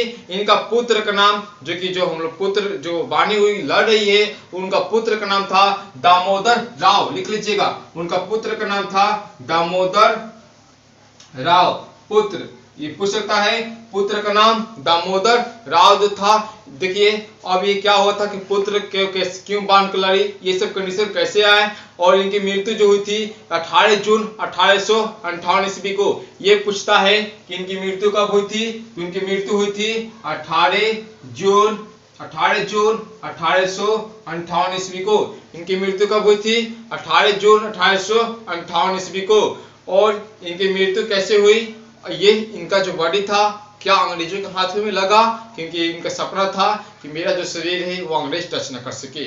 मतलब वो अंग्रेजों के साथ अंग्रेजों के से मरना ही नहीं चाह रही थी। जैसे चंद्रशेखर आजाद खुद मरे, क्योंकि वो सोच रहे थे कि मुझे अंग्रेजों से नहीं मरना है, तो खुद स्वयं गोली मार लेते, लेकिन अंग्रेजों के द्वारा नहीं मरे थे, क्योंकि प्राण जाए लेकिन बचा न जाए। तो ये भी इनके साथ हुआ है। नहीं सब पर विस्तार पूर्वक चर्चा करेंगे, थोड़ा बहुत खाली परिचय लेते चल रहे हैं। ये जो इनका वाक्य था, प्रेरित वाक्य था, बोल सकते हैं कि मोटिवेशनल वाक्य था इनका मोटिवेशनल वाक्य। वह वाक्य मतलब नहीं होता है कि आपको हम मोटिवेट कर रहे हैं, ठीक है, कि आप हमेशा पढ़िए, आप मतलब आपको पढ़ाने के लिए हम तत्पर हैं, आपको एग्जाम में सफल दिलाने के लिए तो हम एकदम मेहनत कर रहे हैं, या आपके टीचर एग्जाम में सफल दिलाने के लिए मेहनत करता है। उसी तरह से कि इन्होंने भी अपने शासन जो राज्य है उसको अंग्रेजों के गुलाम से बचाए रखने के लिए हमेशा अपने सैनिकों को मोटिवेट करती थी। वो मोटिवेट वाक्य यानी प्रेरित वाक्य था कि हम स्वतंत्रता के लिए लड़ रहे हैं। हम किसके लिए लड़ रहे हैं, हम स्वतंत्रता के लिए लड़ रहे हैं। हम कभी भी हमारा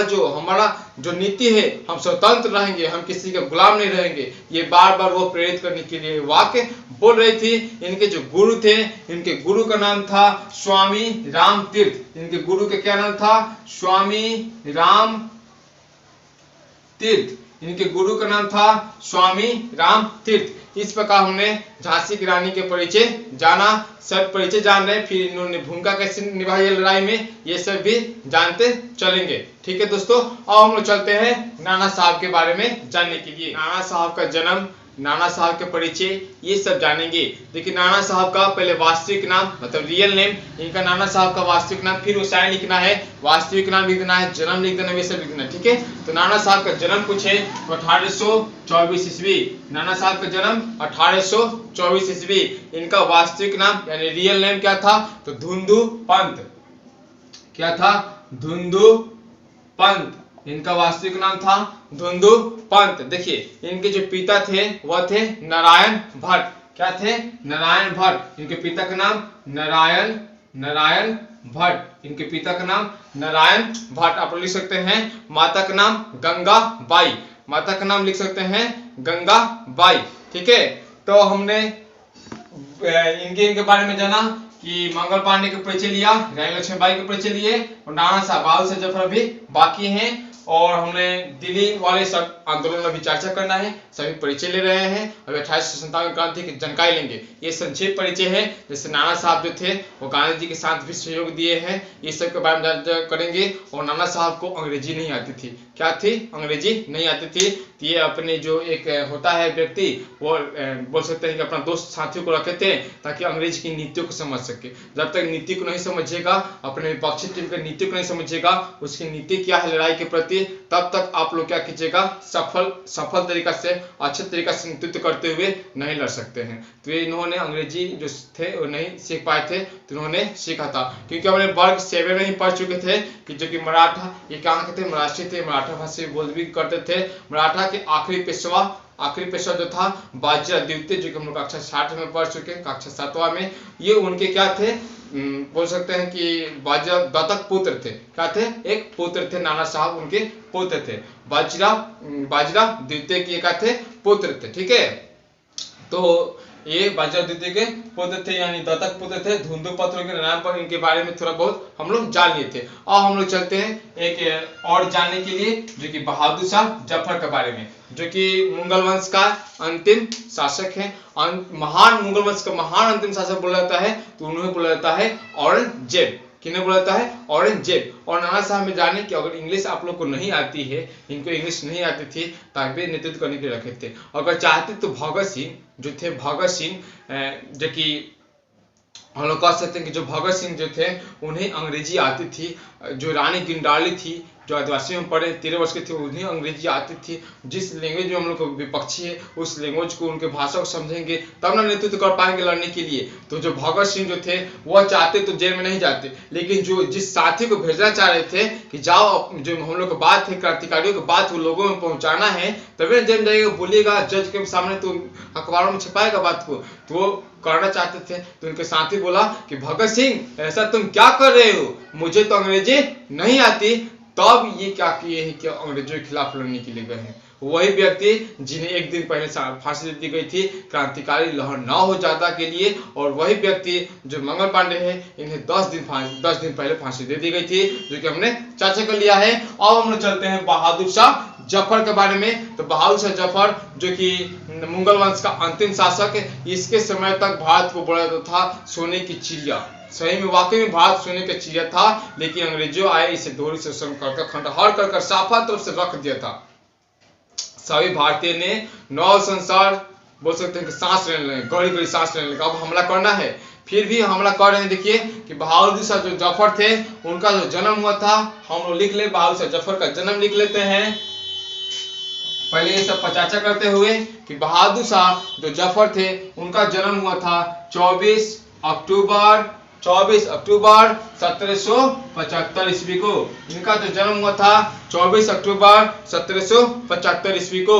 इनका पूरा नाम था मिर्जा असू, आप नोटबुक में लिखिए, मिर्जा असू जफर सिराजुद्दीन मोहम्मद बहादुर शाह जफर। मिर्जा असू जफर सिराजुद्दीन मोहम्मद बहादुर शाह जफर। इनके जो पिता थे अकबर द्वितीय, वो वाला अकबर नहीं, इन लोगों में द्वितीय तृतीय चलता रहता, ठीक है। जैसे मोहम्मद शाह द्वितीय सब होता है, बहादुर शाह जफर में रंगीला बसा मोहम्मद शाह कहा जाता है। तो वैसा अकबर द्वितीय वाला नहीं, ये वाला द्वितीय, अकबर द्वितीय। अकबर मत बोल दीजिएगा सिर्फ इनके पिता का नाम, इनके पिता का नाम अकबर नहीं, अकबर द्वितीय। ध्यान देने वाली बात है, अकबर वो अकबर नहीं जिनमें नवरत्न थे। क्या थे? जिनमें नवरत्न थे, जो अब्दुल रहीम खान रहीम, ठीक है, तानसेन जो तबला वाले, ठीक है, ये सब वो अकबर वाले नहीं है। वो तो काफी ही एक बोल सकते हैं कि मुगल साम्राज्य को सबसे ज्यादा विस्तार किसने किया है, तो अकबर नहीं किया है, लेकिन वो वाला अकबर नहीं है, ये अकबर द्वितीय है। इनके जो पुत्र थे 7 पुत्र थे, तो इनकी तो पत्नियां तो भी थी 4 या 5 थे इनकी पत्नियां, ठीक है। इनके पुत्र थे 7, जो कि इनके लड़ाई में काफी ही महत्वपूर्ण भूमिका निभाए हैं। इनके माता, जैसे इनके पिता का नाम अकबर द्वितीय हुआ, तो इनके माता का नाम क्या था? लाला बाई। इनके माता का नाम क्या था? लाला बाई। बहादुर शाह जफर के जान रहे हैं, इनके माता का नाम था लाला बाई। इनके पुत्र थे 7, ठीक है। और बहादुर शाह जफर के बारे में अभी और डिटेल्स लेंगे, ये सिर्फ जीवन परिचय हो रहा है, हेडिंग हम लोग का परिचय ले रहे हैं, ठीक है। अब चलते हैं नेक्स्ट परिचय लेने के लिए, वह है बेगम हजरत महल, ठीक है। और तब बैरकपुर छावनी सब पर चर्चा करेंगे बिंदुओं पर, ठीक है। बेगम हजरत महल, तो देखिए बेगम हजरत महल बोल सकते हैं कि जब इनका जन्म हुआ था तो इनके माता पिता ने बेसवा के हाथों से शायद बेच दिया था, ठीक है। तो वही बेसवा इनके पालन पोषण की थी, नाम नहीं याद है शायद। तो इनका जो जन्म हुआ था 1820 ईस्वी में। इनका जो जन्म हुआ था 1820 ईस्वी में। इनके शादी के पहले इनका नाम था, मतलब बोल सकते हैं कि बेगम हजरत महल, जो कि लखनऊ का नेतृत्व किए, और नाना साहब कानपुर का नेतृत्व किए हैं। तो जो कि बेगम हजरत महल साहब, ये जिनके राजा की पत्नी हुई थी, वो उनके राजा पति मर चुके थे, तब ये इन्होंने सोच लिया था अपने जीवनकाल में कि अंग्रेजों को नहीं देना, जिससे झांसी का नहीं सोची थी, तो अंग्रेजों को नहीं देना चाह रही थी, तो इन्होंने भी विरोध किया। और झांसी के पहले इनका नाम था मुहम्मदी खानूम। क्या था? मुहम्मदी खानूम। इनका शादी के पहले का नाम था मुहम्मदी खानूम, ठीक है। उन्हें महक परी के भी नाम से जाना जाता है कि बेगम हजरत मोहम्मद को महक परी के भी नाम से जाना जाता है, जो कि हमने पीछे चर्चा कर लिया है। अब जो इनके परिचय हमने जाना, यानी रानी लक्ष्मीबाई के परिचय। और देखिए इनका मृत्यु जो होता है इनके बारे में जरूर पूछा जाता है कि रानी जो लक्ष्मीबाई की मृत्यु हुई है वह 18 जून 1858 ईस्वी को, ये जरूर पूछा जाता है। ठीक है, हर कंपटीशन में मृत्यु उनके पूछा जा सकता है। ठीक है, ध्यान दीजिएगा 18 जून 1858। इस सेशन में रानी लक्ष्मीबाई, बहादुर शाह जफर, नाना साहब, बेगम हजरत महल, मंगल पांडे के बारे में अब परिचय जान लिए। अब चलते हैं इनके विद्रोह में क्या क्या योगदान रहा, तब चलेंगे 1857 के क्रांति में बिहार के बारे में। तो दोस्तों हमने जाना कि देखिए जब अंग्रेज जो थे, जो नाना साहब थे, कोई शासक क्या रहता था, जिनके राजा छीन गई थी, मतलब जो राज छीन गए थे वो अपने राज्य को पाने के लिए लड़ रहे थे, जमींदार जमींदारी को पाने के लिए लड़ रहे थे, और किसान लड़ रहे थे कि ऐसे शासन आ जाएगी तो हम लोग फिर से सुव्यवस्थित ढंग से जी सकेंगे, हम लोग अपना जीवन यापन अच्छे तरीके से कर सकेंगे। तो अंग्रेजों ने इन्हें मिलाने की वाली जो पेंशन थी नाना साहब वाला, वो बंद कर दी थी। तो उनको क्या, वो नाना साहब अपना आंदोलन किए थे, और इनके प्रमुख सहयोगी थे, नाना साहब के सहयोगी थे तात्या टोपे और अहमद दुल्ला। जो तात्या टोपे थे, जो कि बोल सकते हैं कि रानी लक्ष्मीबाई के उस समय वो जीवन प्रवेश में भी थे, और इनका भी सहयोग दिए हैं और उनका भी साथ दिए हैं। ठीक है, जो कि ग्वालियर और झांसी का विरोध किए हैं। ग्वालियर और झांसी कहाँ है, हम लोग का मध्य प्रदेश में है। तो अब जानेंगे तात्या जो टोपे हैं उनका वास्तविक नाम, अगर पूछ दे रियल नेम तो क्या बताइएगा, रामचंद्र पांडुरंग, रामचंद्र पांडुरंग, रामचंद्र पांडुरंग है। और देखिए लखनऊ में जो है बेगम हजरत महल, जिनके राज्य अवध को अंग्रेजों ने हड़प लिया था, अवध जो कि हम लोग जाने उत्तर प्रदेश को नाम है, तो उन्होंने भी क्या किया, विद्रोह किया था। ठीक है, और इनके समर्थन में वहां के जो थे, मतलब लखनऊ के जो थे किसानों ने बड़े पैमाने पर सहयोग दिया था। विद्रोह का एक बड़ा केंद्र झांसी था, जिसका नेतृत्व रानी लक्ष्मीबाई, जिसे मणिकर्णिका के भी नाम से जानते हैं, उन्होंने उनका झांसी से विद्रोह किया। इस तरह से अंग्रेजी सरकार के लिए एक बड़ी क्या होने लगी, चुनौती उभर कर आने लगी, और सभी राज्य जो थे अंग्रेजी शासन से छीनने जाने लगे। फिर देखिएगा अंग्रेजों ने कैसे कब्जा किया है, अभी चर्चा करने वाले हैं। तो देखिए फैजाबाद में जो थे फैजाबाद में जो थे मौलवी अहमदुल्ला शाह, फैजाबाद में कौन थे, मौलवी अहमदुल्ला शाह ने एक लोगों की बड़ी फौज इकट्ठा कर ली और बेगम हजरत महल के लिए तो क्या कर सकते हैं, खड़े हो गए। ठीक है, और बरेली में क्या की, सिपाही, जो कि सिपाही बख्त खान ने एक सेना तैयार की, वही बरेली, मतलब बोल सकते हैं कि बरेली जो कि झुमका गिरा रे बरेली के लिए, बोल सकते हैं झुमका गिरा रे बरेली के बाजार में, नहीं बोलता है गीत है, झुमका गिरा रे बरेली के बाजार में, तो झुमका किसके प्रसिद्ध है, बरेली। तो उसी बरेली से जो कि और सिपाही थे, उन्होंने भी बहादुर शाह जफर का क्या करने लगे, साथ देने लगे। अब धीरे धीरे सभी लोगों ने क्या करने लगा, अब दिल्ली पहुंचने लगे। अब हम लोग चर्चा करने वाले हैं 1857 की क्रांति और बिहार। ठीक है, इसके पहले हम लोग चर्चा कर लेंगे बहावी आंदोलन, इसके पहले हम लोग चर्चा कर लेंगे बहावी आंदोलन के बारे में, ताकि जब हम लोग बहावी आंदोलन जान लेंगे तो वीर कुंवर सिंह को जानना कोई मुश्किल बात नहीं होगा। देखिए तो बहावी आंदोलन को जान लेते हैं। देखिए बहावी आंदोलन, पहले एक आंदोलन के बारे में जान लें। ठीक है, कि देखिए जिससे भारत में हुआ था खिलाफत आंदोलन हुआ था ना, तो देखिए खिलाफत आंदोलन कब हुआ था, तो 19 अक्टूबर 1919 ईस्वी को। ये भारत में उस समय नहीं हुआ था। ये खिलाफत आंदोलन हुआ जो था वह तुर्क में, जो वहां के क्या थे, पैगंबर जो थे, बोल सकते हैं खलीफा जो थे, खलीफा जो मुसलमानों के बोल सकते हैं, वहां उनको क्या मानते हैं, पैगंबर मानते हैं, भगवान मानते हैं, अच्छे पद पर मतलब उनको आदर्श मानते हैं, ऐसा बोल सकते हैं। तो वहां पर अंग्रेजों ने भी उस तुर्क को कब्जा किया था, तो उन पर भी क्या कहने लगा कि तुम शासन नहीं करोगे। तो वहां के मुसलमानों ने भी विरोध किया था, तो भारतीय मुसलमानों ने भी अंग्रेजों का यहाँ पे विरोध किया था, जिसे बोलते हैं खिलाफत आंदोलन, जो कि अली बंधु ने चलाया था। तो उस सब की सहयोगों को देखकर भारत में चला था 1920 ईस्वी में, तो गांधी जी ने क्या किए थे कि असहयोग आंदोलन चला दिए थे। देखे थे कि मुस्लिम हिंदू मुस्लिम के क्या देखे थे, एकता। और इसी तरह से पूछेगा कि 1857 की क्रांति का महत्वपूर्ण विशेषता क्या है, तो हिंदू मुस्लिम की एकता। ठीक है, तो वही खिलाफत आंदोलन में भी एकता देकर चला दिए थे। उसी तरह से देखिए वीर कुंवर सिंह ने भी वही फॉलो किया, नहीं बोल सकते, इन्हीं का फॉलो वहां भी किया गया, ऐसा बोल सकते हैं, क्योंकि इन्होंने तो पहले किया है।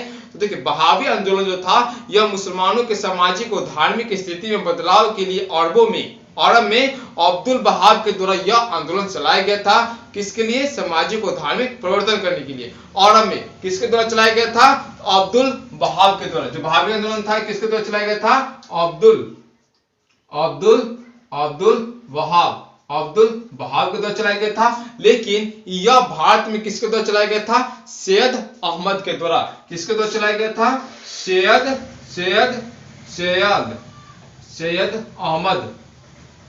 अहमद के द्वारा चलाया गया था। और देखिए जो भारत में यह आंदोलन चल रहा था, इस आंदोलन का एक केंद्र होता है, मतलब सबसे ज्यादा यह आंदोलन कहाँ चल रहा था? यह चल रहा था पटना चल रहा था, जो कि बहुत बड़ा ये क्या था?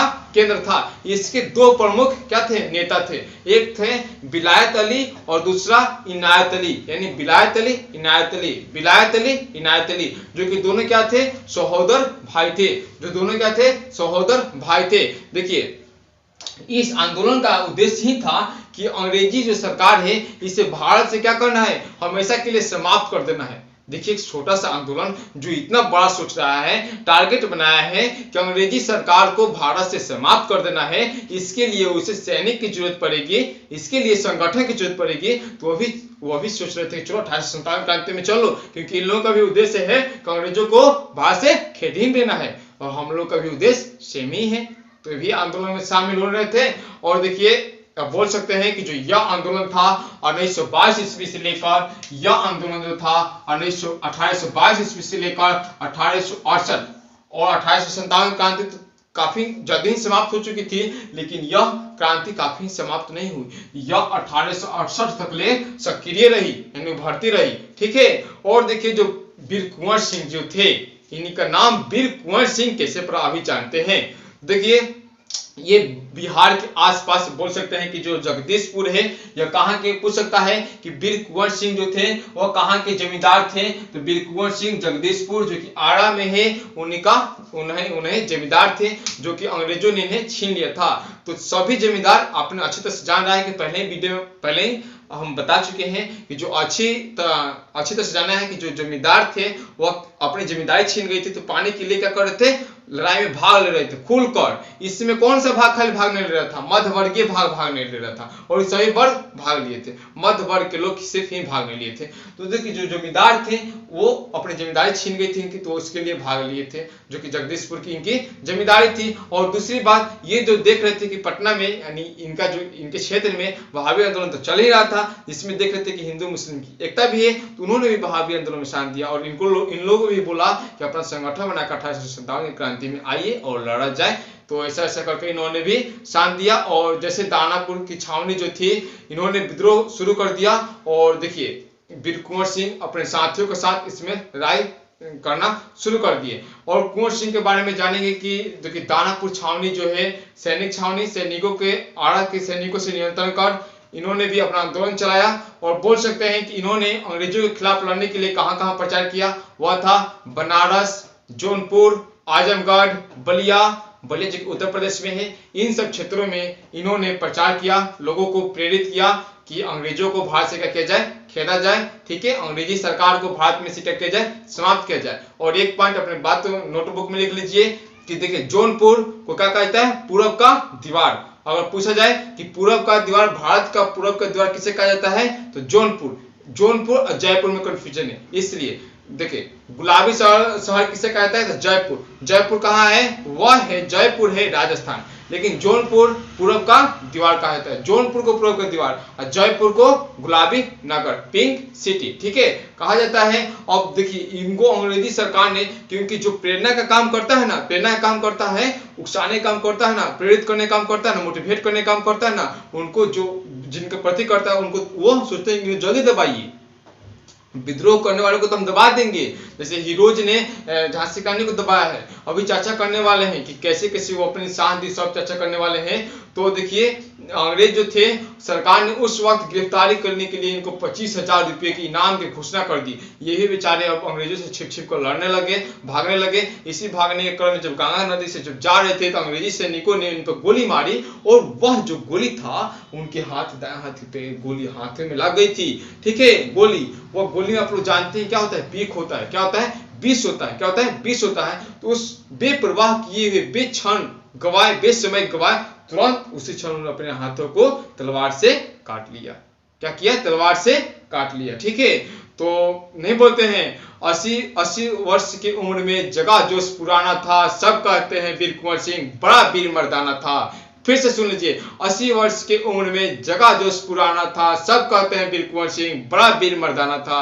इन्हें ऐसे ही वीर नहीं कहा जा रहा है। देखिए अंग्रेजों को नाक में दम कर दिया है, तब न इन पर इनाम का घोषणा हुआ है। जब इनको अंग्रेजी सरकार के संघर्ष करने के क्रम में इन्हें घायल हो गए, फिर कई दिनों के बाद इनकी क्या हो गई, मृत्यु हो गई। उसके बाद इनकी मृत्यु के बाद जो इनका भाई है, जिनका भाई की मृत्यु जब छोड़ेंगे, उनके जो भाई के नाम था वो थे अमर सिंह। कौन थे? अमर सिंह। अमर सिंह जो थे उन्होंने छापामार वीर शैली अपनाई, छापामार वीर शैली, वही जो कि बिरसा मुंडा ये सब तिलकमबाजी लोग अपनाते थे। मतलब होता क्या है, जैसे आप लोग के पास संगठन कम है, आपके पास सैनिक कम है, अंग्रेजों के पास सैनिक ज्यादा है, तो आप लोग एकाएक अटैक न कीजिएगा या छुप छुप कर अटैक कीजिएगा। तो वही यानी दिन में छुप जाइए, रात में अटैक कीजिए। छापामार शैली युद्ध का मतलब होता है कि छिप छिप कर हमला करना। तो अमर जो सिंह थे वह अंग्रेजों को छापामार युद्ध की शैली के तहत काफी परेशान किया। फिर अंग्रेजों ने इन्हें गिरफ्तार कर मुकदमा चलाया। अंततः इसके इनको क्या हुआ, निंदन हो गया, इनको भी निंदन हो गया। ठीक है। और जो झांसी की रानी थी उन पर चर्चा करने वाले हैं कि अपने जो बोल सकते हैं जो दामोदर उनका बेटा का नाम है, उन्होंने अपने बाण क्यों लड़ा। ठीक है। तो क्या हुआ कि जब ये झांसी के छोड़कर नाना साहब के पास आई थी, नाना साहब ने 20,000 सैनिकों को भी शांत दिया था। और जब हुरोज था वो चारों तरफ से सैनिकों को से घेर लिया था, तो उन्होंने सोचा अब या तो मार देना है या मर जाना है। ठीक है। और एक और बात अपना ली थी कि जो मेरा जो बॉडी है वो अंग्रेजों के हाथ न लगे। जैसे चंद्रशेखर आजाद सोच रहे थे ना कि जो मैं अंग्रेजों से नहीं मरूंगा, तो उन्होंने क्या किया, अपने आप गोली मार दिया, लेकिन अंग्रेजों से नहीं मरा, क्योंकि प्राण जाए लेकिन वचन न जाए। वैसा ही उन्होंने फॉलो कर दिया। और यहाँ पे बोल सकते हैं कि झांसी की रानी ने भी फॉलो कर दिया। उन्होंने अपने बॉडीगार्ड बोल सकते हैं कि संत एक थे, उनसे कहा था कि आपने जब मेरी मृत्यु हो जाएगी, आप जब मरने वाले होंगे आपने मुझे मार दीजिएगा, लेकिन अंग्रेजों का हाथ मान दीजिएगा, दाह संस्कार कर दीजिएगा, जला दीजिएगा। ठीक है। तो अंग्रेज जब हमला करने लगे तो वो ऐसी कुशल थी जो कि स्वामी राम तीर्थ थे, ऐसे सिखाए थे कि 2 तलवार लेकर वो लड़ सकती थी और जो पीछे से हमला हो तो हमला कर सकती थी। ठीक है। तो ऐसा हमला हो रहा था। अंततः उनकी जब देखने लगे कि मृत्यु होने वाली है, तो उन्होंने उनका जो बॉडी अंग्रेजों के हाथ नहीं लगा है, उनका दाह संस्कार उनके कहने के अनुसार ही हुआ है और वह सफल भी रही, अपने जो वाक्य बोली थी। अब एक चलते हैं जो कि मांझा प्रवास एक पुस्तक है। कौन सा पुस्तक है? मांझा प्रवास एक पुस्तक है, जिस पुस्तक का लेखक है विष्णु भट्ट गोडसे। कौन है? विष्णु भट्ट गोडसे। लिख दीजिए कि मांझा प्रवास पुस्तक के लेखक कौन है? विष्णु भट्ट गोडसे। उस पुस्तक में यानी मांझा प्रवास पुस्तक में बताया गया है आंखों देखा कदर, यानी अंग्रेजों का अत्याचार का विवरण किया गया है कि अंग्रेजों ने अत्याचार कैसे किया है, अंग्रेजों ने इस विद्रोह को दबाने के लिए क्या क्या किया है, इस पर हम लोग चर्चा करने वाले हैं। तो देखिए इसमें क्या किया कि अंग्रेजों ने अब क्या किया कि जितने बोल सकते हैं अभी ने चर्चा नहीं किया, उत्तरी भारत में पूरा खूने खार तबाह चालू हो गया था। अब उत्तरी भारत पूरा तबाह हो चुका था। उस समय क्या हुआ था कि जो 5 वर्ष के बच्चे थे, उससे 5 वर्ष से लेकर 80 वर्ष के जो व्यक्ति थे, सिर्फ पुरुष, उनको अंग्रेजों ने मारना शुरू कर दिया। जिनको भी देखो उनको मारो। यानी जो जलियांवाला बाग हत्याकांड से भी जुड़ा था, जलियांवाला बाग हत्याकांड में बोला गया था कि जब तक गोली खत्म नहीं हो जाती तब तक मारते रहो। इसमें बोला गया था कि 5 साल से लेकर 80 साल तक जितने भी व्यक्ति हैं उनको मार डालो। बोले कितना बड़ा अत्याचार था। तो इस सब से बचने के लिए कोई क्या करने लगे, भागने लगे, छिपने लगे। यहाँ तक ले कि पुरुषों ने जो कि उनका मोछ ता होता है वो अपने मोछों को मुड़वा लिए, दाढ़ी मुड़वा लिए, स्त्री का रूप धारण कर लिए ताकि हम बच सके। इन्होंने निंदनीय यहाँ पर चर्चा की है। इन्होंने कहा है कि देखिए भय से आतुर होकर लोग भीड़ की तरफ भागने लगे, बुद्धिहीन लोग। देखिए अगर आपको यहाँ अगर हमला होने वाला है और कोई कह दे कि यहाँ में बम बिकने वाला हूं, जैसे बोला गया था गांधी मैदान में कि बम बिकने वाला गया है दशहरा पूजा में, नहीं, झूठ बात है। कोई अफवाह फैलाता है तो चलाक आदमी की पहचान होती है कि वह एक जगह स्थिर होकर अपने माइंड को कंफर्टेबल कर उसके बातों को थोड़ा सुन ले, ध्यान पूर्वक सुन ले, थोड़ा देखे क्या होने वाला है, ज्यादा समय भी न ले, चतुराई बरते। ठीक है। और देखिए हमेशा भीड़ की तरफ नहीं भागा जाता है, क्योंकि भीड़ की तरफ ही बन जाइएगा। अकेले चलिए, एकदम क्षमता से, आत्मविश्वास रखिए। ठीक है। आप सक्सेस होंगे। तो देखिए क्या होगा कि जब ये भीड़ की तरफ जा रहे थे, मर रहे थे। आप लोग बम वाला बता रहे हैं कि आप लोगों को भी देखना चाहिए कि कहाँ हकीकत में फटने वाला है। आप लोग उस स्थिति को देखकर भागेगा ना तो बचने की संभावना है। अब भीड़ में भाग रहे तो लोग भीड़ में ना बम बिकेगा, ऐसा बात ये इन्होंने बोली। और दाढ़ी मुझ सभी साफ करवा कर ऐसी बोल सकते हैं कि स्त्री का रूप क्या करने लगे, ये धरवाने स्त्री का रूप धारण करने लगे अपने प्राण को बचाने के लिए, ठीक है।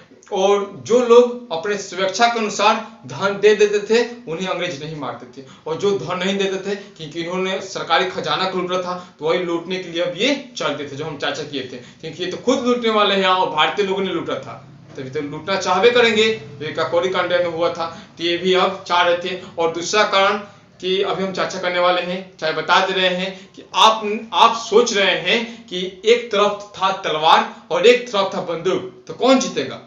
आपके दिमाग में आना चाहिए कि बंदूक, ठीक है, लेकिन भारतीय लोगों के पास भी बंदूक था लेकिन उतना नहीं था।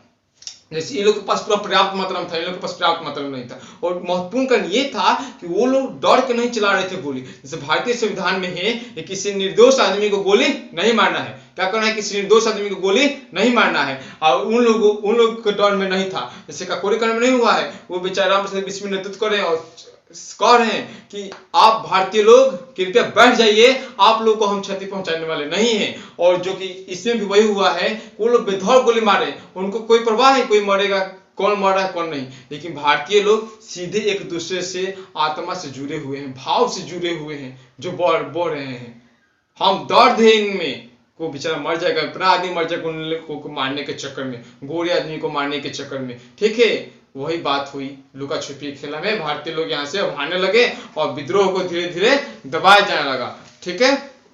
तो विष्णु गोडसे के बारे में जान गए। तो विश्व विद्रोह को दबाने के बाद से 25 अगस्त 1857 ईस्वी को, कब? 25 अगस्त 1857 ईस्वी को 1857 ईस्वी को एक घोषणा पत्र तैयार किया गया। क्या तैयार किया गया? एक घोषणा पत्र तैयार किया गया। उस घोषणा पत्र का नाम था आजमगढ़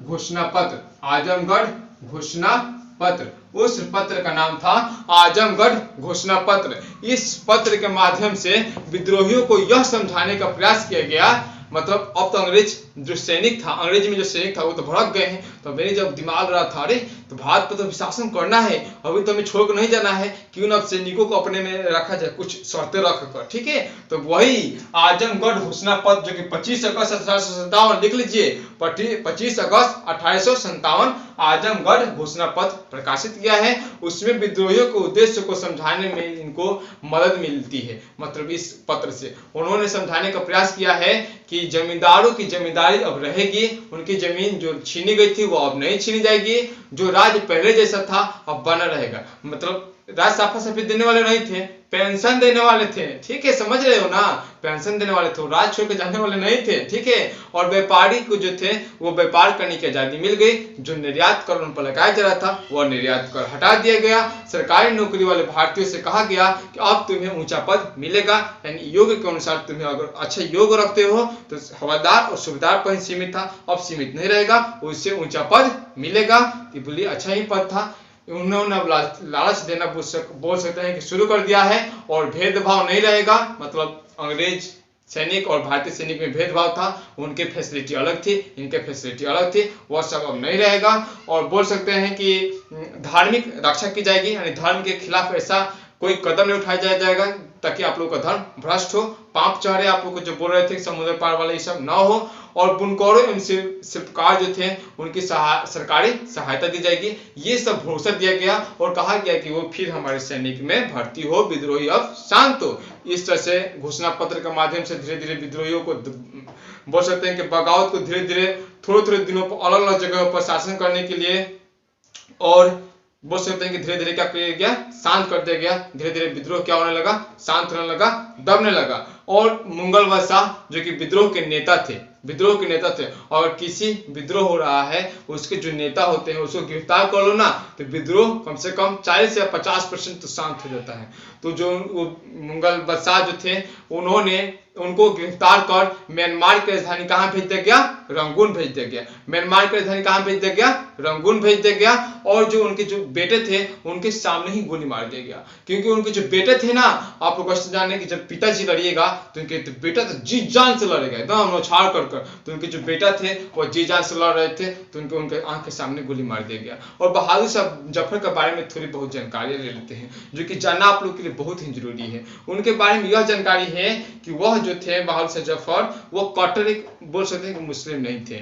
उन अपने दरबार में हिंदू मुस्लिम सभी धर्मों के पर्व मनवाते थे।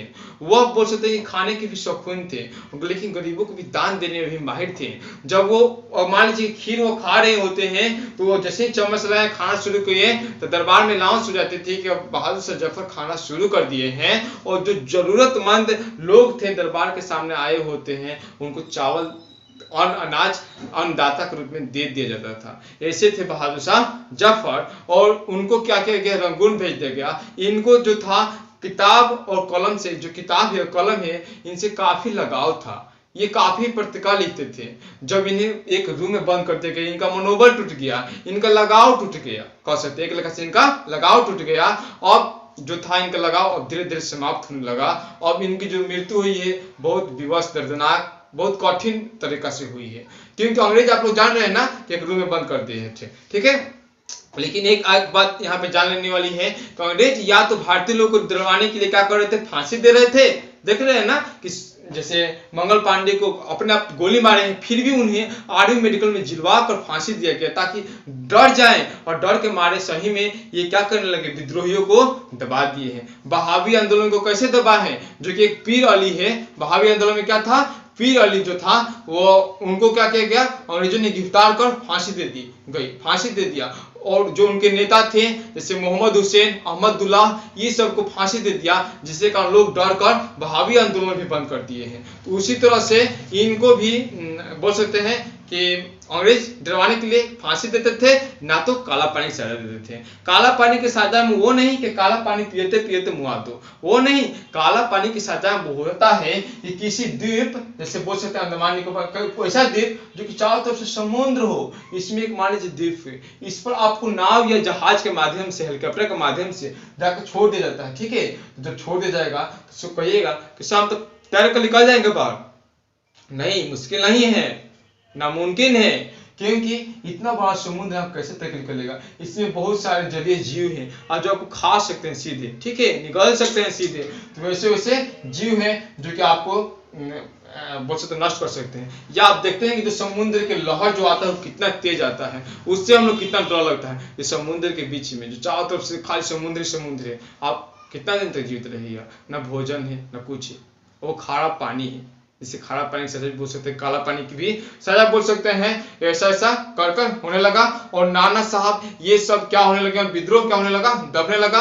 और बेगम हजरत महल को गिरफ्तारी से बचने के लिए वो क्या करने लगी, बोल सकते हैं, सॉरी ये गिर गया था, देख रहे हैं। जो नाना साहब जो थे वो गिरफ्तारी से बचने के लिए क्या होने लगे, नेपाल चले गए। तापिया टोपे छुपकर आदिवासियों के सहयोग से अंग्रेजों के विरुद्ध लड़ रहे थे, वो लड़ रहे थे, फिर भी उन्हें गिरफ्तार कर लिया गया। और नाना साहब भी नेपाल चले गए, क्योंकि नेपाल कहाँ है, बिहार उत्तर प्रदेश से काफी ही सटा हुआ एक सीमा साझा करता हुआ देश से। आप लोग जान रहे हैं नेपाल की राजधानी काठमांडू, ये सब आप लोग जानते हैं। और देखिए छापामारी भी चला रहे थे तापिया टोपे, उनके भी जमींदार जो थे धोखे कर दिए और पकड़े गए। जैसे चंद्रशेखर आजाद थोड़े ना ऐसे बनाए थे, उनके साथ धोखा हुआ था। उनके साथी ने बता दिया था कि एलिफेंट पार्क में है इलाहाबाद के, जाइए। वो बेचारे अकेले थे, वो वहां पे मरा गए थे। ऐसे ऐसे कर कुंवर सिंह और अमर सिंह के साथ भी ऐसा हुआ, उनकी जान चली गई। और धीरे धीरे ये क्या होने लगा, नियंत्रण में आने लगा लड़ाई। और बता सकते हैं कि 1858 ईस्वी में ब्रिटिश संसद ने कानून पास करते हुए भारत पर से ईस्ट इंडिया कंपनी को शासन को समाप्त कर सीधे ब्रिटेन की सरकार के शासन को स्थापित कर दिया। यानी पूछा जाए कि ईस्ट इंडिया कंपनी का शासन भारत पर से कब से हटा दिया गया, ये इस आंदोलन का एक फायदा हुआ है। ये वाला बहुत फायदा हुआ है कि भारत पर से ईस्ट इंडिया कंपनी का शासन 1858 ईस्वी में समाप्त हो गया। ईस्ट इंडिया कंपनी का शासन भारत पर से कब समाप्त हो गया है, 1858 ईस्वी में समाप्त हो गया। अब एक इंपॉर्टेंट बात कि अब जो सैनिक रखी जाएगी, जो अंग्रेजी सेना में सैनिक रखी जाएगी, वह रखा जाएगा 2:5 के अनुपात में, 2:5 के अनुपात में बोल सकते हैं। यहाँ पे अंग्रेज है तो यहाँ पे है भारतीय, यहाँ पे अंग्रेज तो यहाँ पे भारतीय, और रखना है 2:5 में। अर्थात समझिए मेरी बात को, अगर मान लीजिए कि 35 को सेना है, एक मान लीजिए छावनी में 35 को सेना है, इस सेना में कितना अंग्रेज रहेंगे, कितना भारतीय रहेंगे, ठीक है। इसके लिए हम रेशियो से निकालते हैं 35/7, तो काटेंगे तो 5, यानी 5 दूना के 10 रहेंगे अंग्रेज, और बोल सकते हैं कि 25 रहेंगे भारतीय। उसी तरह से अगर मान लीजिए कि बोल दे हम आप लोगों को, उसी तरह से अगर हम मान लीजिए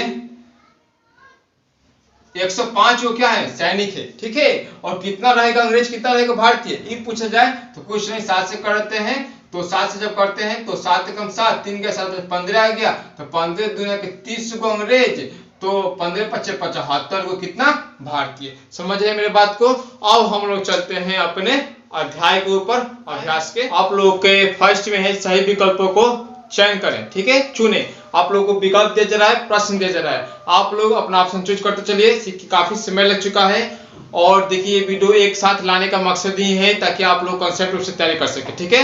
आप अपने अच्छे तरीके से ऑब्जेक्टिव को हल कर सकते हैं। पहला क्वेश्चन है कि 1857 का विद्रोह कहां से प्रारंभ हुआ। ऑप्शन दिया गया है, इसका आंसर हो जा रहा है क, Meerut. Second option, second question, Mangal Pandey किस छावनी के सिपाही थे। मंगल पांडे किस छावनी के सिपाही थे, इसका आंसर हो जाएगा घ, बैरकपुर। और अब क्वेश्चन नंबर 3, झांसी में विद्रोह का नेतृत्व किसने किया था, इसका आंसर हो जाएगा ग, लक्ष्मी बाई। चलते हैं 4 नंबर क्वेश्चन पर, कुंवर सिंह कहां के जमींदार थे, तो कुंवर सिंह जगदीशपुर के जमींदार थे, जो कि ऑप्शन नंबर ख। 5 नंबर कि बहावी आंदोलन का नेतृत्व किसने किया, जो कि ऑप्शन नंबर बी, विलायत अली और इनायत अली। इनायत अली नहीं दिया है तो विलायत अली और इनायत अली दिया होता तो वह हो जाता, कंफ्यूजन वाली बात नहीं है। चले मिलान करने वाला जो कि आपके सामने दिया गया है, मिलाइए। क नंबर जगदीशपुर, इसका मिलान करना है कुंवर सिंह। और सेकंड कानपुर, कानपुर का मिलान कीजिए नाना साहब। और दोस्तों एक और बात कि आप लोग अच्छे तरीके से जानते हैं कि देखिए जो हम लोग को जान रहे थे कि जो बहादुर शाह जफर थे उनकी जो मृत्यु हुई थी वह कब हुई थी, ये सब पर चाहे 25,000 रुपया जो कुंवर सिंह को था उन पर, उनको पकड़ने के लिए कितना रुपया इनाम घोषणा की गई थी, 25,000 रुपया, क्योंकि वो क्या कर रहे थे, एक नेतृत्व कर रहे थे। तो कितना रुपया घोषणा की गई थी, 25,000 रुपया, कि उनको जो पकड़ देगा, यानी एक लगा से बोल सकते हैं कि चपलूसी किनके घर में लुका है तो बता दो, ठीक है, इसलिए इनाम घोषणा हो जाता है। उस समय अंग्रेज घोषणा कर दे रहे थे पकड़ने के लिए, तो 25,000 रुपया घोषणा हुई थी। और बहादुर शाह जफर की मृत्यु हुई थी 1862 ईस्वी, लिख लीजिएगा नोट में, 1862 ईस्वी। इनको जो सांस दे रहे थे वह दे रहे थे बख्श खान, सांस दे रहे थे कौन, बख्श खान, ठीक है। और मिलान कीजिए, आप लोग के सामने उस समय से था, कानपुर का नेतृत्व नाना साहब, दिल्ली का बहादुर शाह जफर, लखनऊ का अंगार नंबर हो रहा है बेगम हजरत महल, और मांझा प्रवास जिनकी पुस्तक है विष्णु भट्ट गोडसे। चलते हैं प्रश्न पर। प्रश्न 3 का, प्रश्न का पहला है कि जमींदार अंग्रेजी शासन का विरोध क्यों कर रहे थे। तो जमींदार जो था अंग्रेजी शासन के विरोध क्यों कर रहे थे, तो हम बता देते थे शुरू में ही कि जब तक जमींदारी उछलनी थी तब तक सूरज ढलने वाला कहानी हम बता देते हैं, उसको ही लिखना है। चलिए लिखिए नोटबुक में कि अंग्रेजों ने भारत में जमींदारी व्यवस्था लागू की। इस व्यवस्था में जमींदार किसानों से सरकार द्वारा निर्धारित कर वसूलते थे। अंग्रेजों ने भारत में जमींदार व्यवस्था लागू की। इस व्यवस्था में जमींदार किसानों से सरकार द्वारा निर्धारित कर वसूलते थे। जो जमींदार निर्धारित राशि को निश्चित तिथि सरकार को नहीं दे पाती थी, निश्चित तिथि से पहले सरकार को नहीं दे पाती थी, उनकी जमींदारी छीन ली जाती थी। जिन जमींदारों की जमींदारी छीन ली गई उन लोगों ने ब्रिटिश शासन का विद्रोह किया, उन लोगों ने ब्रिटिश शासन का विद्रोह किया। अब चलते हैं नेक्स्ट क्वेश्चन कि सैनिकों में असंतोष का कारण क्या थे। ठीक है, तो सैनिकों में, भारतीय सैनिकों में असंतोष के निम्नलिखित कारण थे। ऐसे भी लिख सकते हैं, पहला कि अंग्रेजी सैनिक की अपेक्षा उन्हें कम वेतन दिया जाता था। सेकेंड कि उन्हें सैनिक में ऊंचे पद पर नहीं रखा जाता था।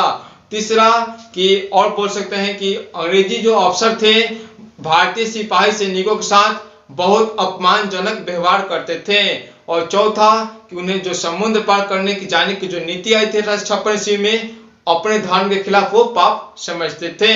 ठीक है, ऐसा कानून लिख सकते हैं। अब चलते हैं तीसरा नंबर क्वेश्चन कि बहादुर शाह जफर के समर्थन से क्या प्रभाव पड़ा। इसका आंसर लिखिए कि विद्रोह सैनिकों ने दिल्ली पहुंचकर मुगल बादशाह बहादुर शाह जफर को अपना नेता घोषित किया। अंग्रेजी सरकार के विरुद्ध उनके निर्देशन में संघर्ष चलाने का फैसला किया। जब लोगों को यह पता चला कि मुगल बादशाह ने भारतीय सैनिकों के अपना समर्थन दे दिया है तो अंग्रेजी सरकार से असंतोष एक अवसर के रूप में देखा। उन्हें लगा कि मुगल बादशाह का शासन आ जाएगा, यानी मुगल शासन आ जाएगा, वे लोग पहले की तरह बेफिक्र होकर काम कर सकेंगे। इसलिए बहादुर शाह जफर के समर्थन से ऐसा प्रभाव पड़ा। आप लोग लिख सकते हैं, मतलब प्रभाव पड़ा क्या है लिख सकते हैं कि वो सभी लोग के दिमाग में था कि मुगल वंश का शासक जैसा शासन अब आ जाएगा, हम लोग बेफिक्र होकर जीने लगेंगे। अब देखिए 5 नंबर क्वेश्चन है कि 1857 के विद्रोह में कुंवर सिंह का क्या योगदान रहा। तो 1857 के विद्रोह में बिहार का नेतृत्व बोल सकते हैं कि जगदीशपुर का नेतृत्व कुंवर सिंह ने किया। दानापुर सैनिक छावनी के सैनिकों के सहयोग से आरा शहर को अंग्रेजों के नियंत्रण से, जो अंग्रेजों ने आरा शहर पर नियंत्रण किया था, आरा क्या एक बिहार का जिला है, आरा सैनिकों से नियंत्रण करने से मुक्त कर दिया। वहां कुछ दिनों के लिए अपनी सरकार चलाई। उन्होंने बनारस, जैनपुर, आजमगढ़, वही जैनपुर जिसे पूर्व का दीवार कहा जाता है, ठीक है, आजमगढ़, बलिया इत्यादि क्षेत्रों की यात्रा की। अंग्रेजी सरकार को समाप्त करने के लिए जमींदारों एवं किसानों को प्रेरित किया। इससे प्रेरित करने के कारण उन्हें 25,000 का इनाम घोषित कर दिया गया। किसके लिए? गिरफ्तारी करने के लिए। ये बात नहीं लिखना, उतने तरह प्रेरित किया। ठीक है, अब आप लोग का 7 क्वेश्चन है, 6 क्वेश्चन हम लोग चर्चा कर चुके हैं। अब हम लोगों का 6 नंबर क्वेश्चन है कि विद्रोहियों के उद्देश्य को अपने शब्दों में लिखिए। तो विद्रोहियों का उद्देश्य वही जो लिख देना है। वो चाहते थे कि मुझे ऊंचा पद मिले, वो चाहते थे कि जो इनफील्ड राइफल है उसमें जो कारतूस थे वह उस जानवर या गाय सूअर के चर्बी का प्रयोग ना हो। वो कह सकते हैं कि उनकी वेतन में वृद्धि चाहिए और जो उनके फैमिली थे यानी किसान थे उन पर जो अत्याचार किया जा रहा था वो ना हो, शोषण ना हो। ठीक है, बोल सकते हैं। 7 नंबर क्वेश्चन कि विद्रोह के बाद अंग्रेजी शासन के स्वरूप में क्या बदलाव आया। तो विद्रोह के बाद भारत से ईस्ट इंडिया कंपनी जो कि हम बोले का शासन 1858 में समाप्त कर दिया गया। अब सीधे ब्रिटेन की सरकार के शासन को स्थापित किया गया। सेना ने यूरोपियन सैनिक की संख्या बढ़ा दी, यानी 2:5 में कर दी। ये भी पूछे कि बढ़ाई दी है, जो हम यहाँ पे निकाले हैं। ठीक है, बढ़ा दी। सेना में गोरखा, सिख और मराठ पठान सैनिकों को ज्यादा संख्या में भर्ती कराने का उन्होंने निर्णय लिया। भारतीयों के धार्मिक एवं सामाजिक जीवन में छेड़छाड़ नहीं करने की नीति अपनाई गई। ये सब प्रस्ताव रखा गया और बोल सकते हैं किसान को या शिल्प उद्योगों को व्यापार करने की छूट दी गई। सब चर्चा कर सकते हैं। धन्यवाद दोस्तों इस वीडियो को देखने के लिए। दोस्तों आपसे एक निवेदन है, ये जो वीडियो है एक ही वीडियो में पढ़ाया गया है, ये जो पाठ है, क्योंकि आप लोग कंसेप्ट बाय कंसेप्ट आप लोग पढ़ सके, याद हो सके। जब कंसेप्ट बाय कंसेप्ट पढ़ते हैं तो माइंड में कंसेप्ट बाय कंसेप्ट होता है, तिथि में कंफ्यूजन नहीं होती है, टॉपिक में कंफ्यूजन नहीं होती है। तो ये लंबा वीडियो है, आप इसे पार्ट बाय पार्ट कर पढ़ सकते हैं। धन्यवाद दोस्तों हमारे साथ बने रहने के लिए। और अगर ये वीडियो के माध्यम से आप लोगों को पाठ क्लियर हुआ हो तो अपने दोस्तों के पास ज्यादा शेयर कीजिए, सब्सक्राइब कीजिए, लाइक कीजिए और बेल आइकन घंटी को जरूर प्रेस कर लीजिए, क्योंकि इसके बाद जितने भी चैप्टर हैं आप लोगों को जल्दी मिलता रहे, तुरंत मिल जाए, इसलिए बेल आइकन घंटी को प्रेस कर लीजिएगा। क्योंकि यह चैनल उस बल्ब की तरह है जो आपके नॉलेज के लाइफ में और नॉलेज के लाइफ भरता रहेगा, इसलिए चैनल को सब्सक्राइब कर लीजिएगा। धन्यवाद दोस्तों हमारे साथ बने रहने के लिए।